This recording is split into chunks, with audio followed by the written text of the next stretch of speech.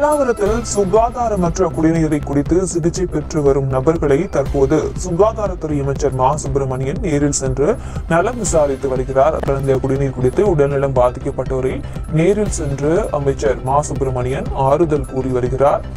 பல்லாவரத்தில் கழிவுநீர் கலந்த குடிநீரை குடித்ததில் 23 பேர் பாதிக்கப்பட்டிருந்த நிலையில் அதில் 3 பேர் உயிரிழந்திருக்கிறார்கள். அதனைத் தொடர்ந்து சிகிச்சை பெற்று வருபவரை அவர் நேரில் சென்று பார்வையிட்டு ஆறுதல் கூறி வருகிறார் அமைச்சர் மா சுப்பிரமணியன்.